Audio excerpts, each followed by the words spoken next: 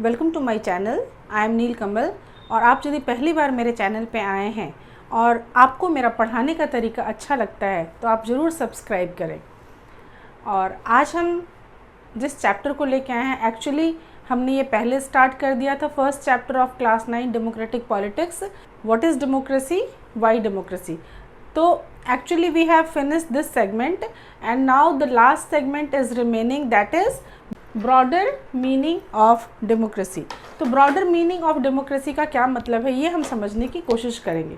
सबसे पहले तो हम ये जान लें कि हमने इस चैप्टर में, स्पेशली इस चैप्टर में, डेमोक्रेसी को एक लिमिटेड और डिस्क्रिप्टिव तरीके से जानने की कोशिश की है, जिसमें कि उसे एक फॉर्म ऑफ गवर्नमेंट के रूप में जानने की कोशिश की है, जिसमें कि मिनिमल जो उसकी रिक्वायरमेंट है, मिनिमल जो उसमें फीचर्स होने चाहिए, उसको देखने की कोशिश की है। आज के समय में हम जिस डेमोक्रेसी की बात करते हैं वो दरअसल रिप्रेजेंटेटिव डेमोक्रेसी है।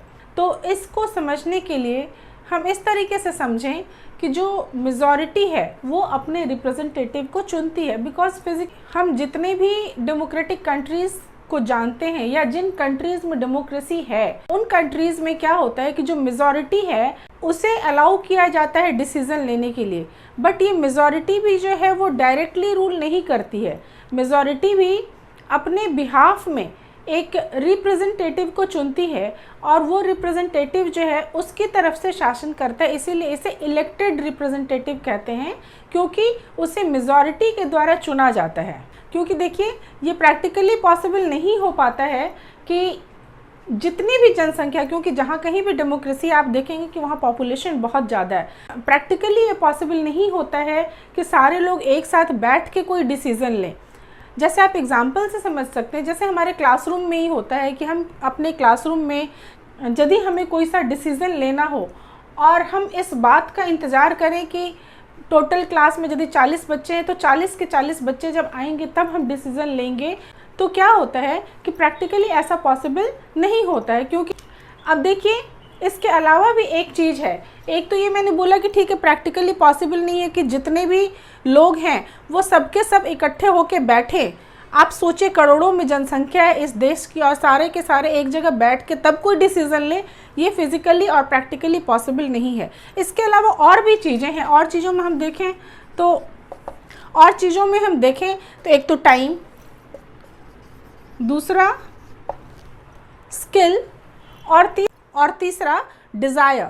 इसका क्या मतलब है? इसका ये मतलब है कि ठीक है, पॉपुलेशन इतनी सारी है और मान लो कि 1 मिनट को ये पॉसिबल भी हो जाए कि ठीक है बैठ के सब साथ में डिसीज़न लेंगे, तो भी बहुत सारे ऐसे लोग होते हैं जिनके पास टाइम नहीं होता है कि ठीक है हम डिसीज़न लें, हम उपस्थित हों तभी कोई डिसीज़न लिया जाएगा। बहुत सारे लोगों में स्किल नहीं होता है, क्योंकि ज़रूरी नहीं है कि ये क्षमता सभी में हो। डिसीज़न मेकिंग एक्चुअली एक बहुत बड़ा स्किल होता है और ज़रूरी नहीं है कि ये स्किल सभी को हो या कि वो जो भी डिसीज़न ले वो सही हो सकता है वो जो डिसीज़न ले वो गलत साबित हो जाए। तो इस वजह से बहुत सारे ऐसे लोग होते हैं जिनके पास स्किल नहीं होती है। और तीसरे डिज़ायर, बहुत सारे लोग ऐसे होते हैं जिनको डिज़ायर ही नहीं होता है, कि इच्छा ही नहीं होती है कि हम चुने। यही वजह है कि आप देखेंगे कि जब कभी भी इलेक्शन होता है तो पूरा 100 के 100% लोग वोटिंग के लिए नहीं जाते हैं। हमेशा आपको दिखेगा कि बहुत सारे लोग तो गए हैं वोटिंग के लिए, पर बहुत सारे लोग ऐसे भी हैं जो वोटिंग के लिए गए ही नहीं हैं। तो कई बार इसके पीछे रीज़न होता है टाइम, स्किल और डिज़ायर का। इसकी वजह से क्या होता है कि हमें एक रिप्रेजेंटेटिव गवर्नमेंट चुनने की ज़रूरत होती है। तो जो कॉमन फॉर्म आज है डेमोक्रेसी का वो है रिप्रेजेंटेटिव गवर्नमेंट का। तो ये जो मिनिमल फीचर है, ये मिनिमल फीचर हमें इस चीज़ में तो सहायता करता है कि डेमोक्रेटिक कंट्री को नॉन डेमोक्रेटिक कंट्री से किस तरह से अलग किया जाए, कि डेमोक्रेसीज़ को नॉन डेमोक्रेसी से किस तरह से अलग किया जाए। पर ये हमें इस चीज़ में हेल्प नहीं करता कि डेमोक्रेसीज़ को गुड डेमोक्रेसी से किस तरह से अलग किया जाए। अब ये एक और नई बात हो गई कि अभी तक तो हम लोग बात कर रहे थे डेमोक्रेसी की, फॉर्म ऑफ गवर्नमेंट की, आगे हमने बात कही रिप्रेजेंटेटिव गवर्नमेंट की, अब हम कह रहे हैं गुड डेमोक्रेसी। तो भाई डेमोक्रेसी तो डेमोक्रेसी है, ये गुड और बैड का क्या मतलब है? तो गुड और बैड का क्या मतलब है ये भी अभी हम डिस्कस करते हैं। कई बार क्या होता है कि हम डेमोक्रेसी को सिर्फ फॉर्म ऑफ गवर्नमेंट के रूप में ही नहीं इस्तेमाल करते हैं, बल्कि इस ऑर्गेनाइजेशन के रूप में इस्तेमाल करते हैं। डेमोक्रेसी फॉर ऑर्गेनाइजेशन का एक सीधा सा मतलब है, चलिए इसे एग्जाम्पल के रूप में हम लोग देख लेते हैं। एक एग्जाम्पल हम लोग फैमिली का ले लेते हैं और दूसरा एग्जाम्पल हम लोग क्लासरूम का ले लेते हैं। फैमिली के एग्जाम्पल में फैमिली को एक ऑर्गेनाइजेशन की तरह यदि हम देखें और क्लासरूम को भी एक ऑर्गेनाइजेशन की तरह देखें, तो आपको ये बहुत आसानी से समझ आ जाएगा कि डेमोक्रेसी फॉर ऑर्गेनाइजेशन का क्या मतलब है।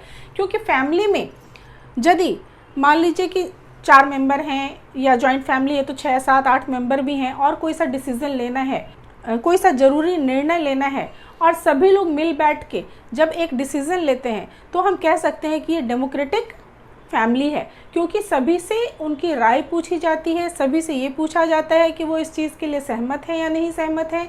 तो इसका मतलब है कि उनको कहीं ना कहीं इम्पॉर्टेंस दी जाती है। तो इस तरह की फैमिली जहाँ पे सभी की विचारधारा का महत्व होता है, हम उसे डेमोक्रेटिक फैमिली कह सकते हैं। मैंने आपको भी एग्जांपल दिया था कि मान लीजिए घर में कोई डिसीज़न लेना है और आपको बाकायदा बुलाया जाता है, बिठाया जाता है और पूछा जाता है कि भाई तुम्हारी क्या मर्जी है, तब आप कैसा फील करते हो।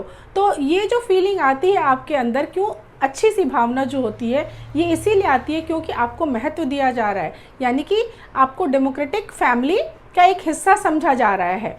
ठीक इसी तरह से क्लासरूम की यदि हम बात करें तो अक्सर हाँ आपको ऐसे टीचर्स बिल्कुल भी पसंद नहीं आते होंगे जो कि आपको आपके कुछ पूछने पे आपको डांट के बिठा दें, या फिर ये कहें कि भाई ठीक है पहले मुझे सिलेबस कंप्लीट कराने दो फिर मैं जवाब दूंगा या दूंगी। तो फिर बीच में किसी बच्चे ने पूछा तो उसको बोला चलो तुम बैठ जाओ अभी बैठ जाओ, पहले मेरा लेक्चर ख़त्म होने दो, उसके बाद लास्ट में आप क्वेश्चन करना, बीच में डिस्टर्ब मत करो। तो जहाँ पे किसी भी बच्चे को कुछ बोलने की आज़ादी नहीं है, ऐसे क्लासरूम को हम डेमोक्रेटिक क्लासरूम नहीं कहेंगे। तो जैसे मैम लिंगदो का क्लासरूम हम याद कर लें तो हम कह सकते हैं कि हाँ वो क्लासरूम जो है वो डेमोक्रेटिक क्लासरूम है। और कोई भी टीचर जो अपने स्टूडेंट्स को इस चीज़ के लिए अलाउ करते हैं कि ठीक है जो भी उनके मन में क्वेश्चन आए उसे वो पूछ सकें, तो फिर ऐसे क्लासरूम को डेमोक्रेटिक क्लासरूम कहते हैं। तो हम ये समझ पाए हैं कि किस तरह से डेमोक्रेसी जो है फॉर ऑर्गेनाइजेशन भी काम करती है। यानी डेमोक्रेसी सिर्फ ऐसा नहीं है कि एक फॉर्म ऑफ गवर्नमेंट के रूप में ही काम करती है, बल्कि अलग अलग स्फीयर में भी आप डेमोक्रेसी की भावना को समझ सकते हैं कि डेमोक्रेसी कितनी इम्पॉर्टेंट चीज़ है। यानी दूसरे शब्दों में हम कह सकते हैं कि डेमोक्रेसी जो है वो एक प्रिंसिपल है जो जीवन के सभी क्षेत्रों में अप्लाई की जा सकती है, that can be applied to every sphere of life. इसके अलावा डेमोक्रेसी की ब्रॉडर मीनिंग की यदि हम बात करें तो एक और बात उभर के आती है और वो है ट्रू डेमोक्रेसी। अब ये ट्रू डेमोक्रेसी क्या है, चलिए देखते हैं। एक तो ये कि एक आइडियल स्टैंडर्ड सेट किया गया है जिसको पाने की हर डेमोक्रेसी को ख्वाहिश होती है कि ये आइडियल स्टैंडर्ड को हम अचीव कर सकें। तो वो आइडियल स्टैंडर्ड क्या है? एक तो ये कि ट्रू डेमोक्रेसी का मतलब हुआ कि when no one goes hungry to bed. तो ये जो है ये ट्रू डेमोक्रेसी का आप डेफिनेशन समझ सकते हैं। डेफिनेशन इसलिए क्योंकि यहाँ पे no one goes hungry to bed का ये मतलब नहीं है कि you are having food and then you are going empty stomach to sleep, it's not like that. इसका ये मतलब है कि फूड अवेलेबिलिटी आपके पास होनी चाहिए। यदि किसी के पास किसी कंट्री में फूड अवेलेबिलिटी नहीं है, फूड सिक्योरिटी नहीं है, तो फिर हम उसे ट्रू डेमोक्रेसी नहीं कह सकते हैं। तो ट्रू डेमोक्रेसी का मतलब हुआ कि कोई भी व्यक्ति भूखे पेट सोने के लिए नहीं जाए। इसका ये मतलब है कि आपके पास खाना होना चाहिए, ऐसा नहीं है कि आपके पास खाना है ही नहीं और तब आप जा रहे हैं भूखे पेट सोने के लिए, तो फिर वो ट्रू डेमोक्रेसी नहीं होगी। तो ट्रू डेमोक्रेसी वो है जबकि आपके पास खाने का साधन हो और कोई भी व्यक्ति भूखे पेट सोने के लिए नहीं जाए। दूसरी चीज़ एक और है, ट्रू डेमोक्रेसी की जब बात करें तो दो ही चीज़ें हैं। एक दूसरी बात ये है कि every citizen must be able to play equal role in decision making. जो कुछ भी डिसीज़न लिया जा रहा है कंट्री के हित के लिए, उसमें सभी लोगों की बराबर की साझेदारी होनी चाहिए। अब इस निर्णय में, इस डिसीज़न में बराबर की साझेदारी कैसे होगी? तो राइट टू वोट दिया गया है लोगों को, जिससे कि आपको पता है कि 18 साल और उसके ऊपर के जो लोग हैं वो वोटिंग करके अपने लीडर को चुन सकते हैं, अपने रिप्रेजेंटेटिव रूलर को चुन सकते हैं। लेकिन इतना ही काफ़ी नहीं है कि आपको राइट टू वोट दे दिया गया, बल्कि इसके साथ आपके पास इक्वल इन्फॉर्मेशन भी होनी चाहिए। यानी कि इक्वल इन्फॉर्मेशन का ये मतलब है कि आपको सभी चीज़ों की जानकारी होनी चाहिए। ऐसा नहीं है कि आपसे कुछ चीज़ छुपाई जाए। तीसरी चीज़ कि बेसिक एजुकेशन होना चाहिए लोगों के पास, और फिर सभी को इक्वल रिसोर्स होना चाहिए। दूसरी बात कि ये ट्रू डेमोक्रेसी के जो स्टैंडर्ड बने हुए, आइडियल स्टैंडर्ड बने हुए, इनको अचीव करने के लिए कमिटमेंट भी बहुत गहरी होनी चाहिए, कमिटमेंट भी अच्छी होनी चाहिए। अदरवाइज़ ट्रू डेमोक्रेसी पाना बहुत मुश्किल है। दूसरे शब्दों में यदि देखें कि हम यदि ये कह रहे हैं कि ट्रू डेमोक्रेसी में कोई भी आइडियल डेमोक्रेसी जो है वो ये है कि कोई भी व्यक्ति भूखे पेट सोने के लिए नहीं जाए, तो यदि हम इस नज़रिए से देखेंगे तब तो पूरे वर्ल्ड में कोई भी सी भी कंट्री ट्रू डेमोक्रेसी के कैटेगरी में नहीं आएगी। ऐसा कहीं भी पॉसिबल नहीं है, चाहे वो डेवलपिंग कंट्री हो या कि डेवलप्ड कंट्री हो। ऐसा कहीं भी नहीं होता है कि पूरी तरह से गरीबी ख़त्म हो गई हो, पूरी तरह से अनएम्प्लॉयमेंट ख़त्म हो गया, पूरी तरह से सारी समस्या ख़त्म हो गई है। ये तो सिर्फ एक यूटोपिया है एक। तो यदि हम इस नज़रिए से देखें कि आइडियल डेमोक्रेसी या ट्रू डेमोक्रेसी, तो ये शायद संभव नहीं है, क्योंकि हमने जो डेमोक्रेसी के बारे में डिस्कस किया है अभी तक, उससे हमें इसके मिनिमल फीचर मिलते हैं। तो हर डेमोक्रेसी को ये कोशिश करनी चाहिए कि जो डिसीज़न मेकिंग का जो आइडियल है उसको अचीव करें, लेकिन ये ऐसा एक बार में और सभी के लिए संभव नहीं हो पाता है। इसको करने के लिए क्या होता है कि कई बार कंटिन्यूअस एफर्ट करना पड़ता है, तब जाके ऐसा संभव हो पाता है। तो डेमोक्रेसी की जो स्ट्रेंथ है और जो वीकनेस है वो यही सब है। और सिर्फ ये नहीं मैटर करता है कि डेमोक्रेसी में गवर्नमेंट क्या कर रही है, बल्कि हम एज ए सिटीज़न क्या करते हैं, ये चीज़ भी काफ़ी मैटर करती है। क्योंकि किसी भी देश का भाग्य इस चीज़ पर डिपेंड नहीं करता कि वहाँ की गवर्नमेंट क्या करती है, बल्कि इस चीज़ पर डिपेंड करता है कि वहाँ हम सिटीजन्स क्या करते हैं। तो अब हम अपने कंक्लूज़न की तरफ आते हैं, जो हमने शुरू में डिस्कस किया था कि इस चैप्टर में डेमोक्रेटिक कंट्री को नॉन डेमोक्रेटिक कंट्री से अलग करना है। तो अब हमने सारी चीज़ें डिस्कस कर ली और अब हमें आराम से हम इस चीज़ को कह सकते हैं कि डेमोक्रेटिक कंट्री और नॉन डेमोक्रेटिक कंट्री में क्या डिफरेंस है। डेमोक्रेटिक कंट्री को मोनार्की, डिक्टेटरशिप और वन पार्टी रूल से किस तरह से अलग किया जा सकता है। एकदम आसान सी बात है कि बाकी फॉर्म ऑफ गवर्नमेंट में सारे के सारे जो लोग हैं वो एक्टिवली पार्टिसिपेट नहीं करते हैं डिसीजन मेकिंग प्रोसेस में। दूसरे कि जो इस तरह की गवर्नमेंट होती है, जो डिक्टेटरशिप होते हैं या जो मोनार्क होते हैं या फिर अदर फॉर्म ऑफ गवर्नमेंट होते हैं, वो चाहते भी नहीं हैं कि लोग उनके काम में हिस्सा लें। लेकिन डेमोक्रेसी जो है वो इस बात पे डिपेंड करती है कि किस तरह से उसके सिटीज़न जो हैं वो एक्टिवली पार्टिसिपेट करते हैं पॉलिटिक्स में। जब किसी कंट्री के सिटीज़न एक्टिवली पार्टिसिपेट करती है पॉलिटिक्स में, तो एक चेक रहता है, जिसको हमने चुना है उसके ऊपर एक चेक रहता है और हमेशा ही वो सही तरह से, अच्छे तरह से गवर्नमेंट काम करती है। तो हमें एक सुलझा हुआ नज़रिया रखना चाहिए।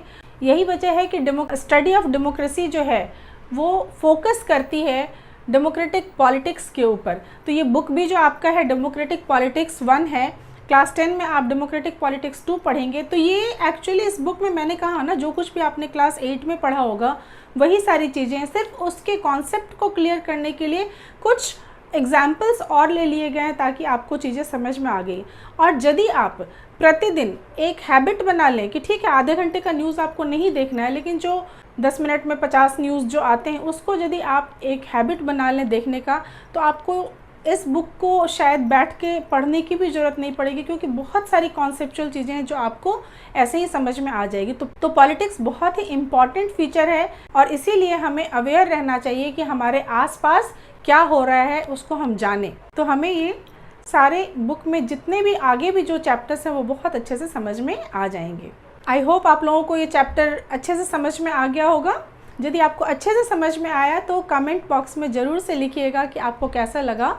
और नेक्स्ट चैप्टर जो हम आगे डिस्कस करेंगे वो होगा कॉन्स्टिट्यूशनल डिज़ाइन। तब तक वेट कीजिए मेरे नेक्स्ट वीडियो का। Thank you so much.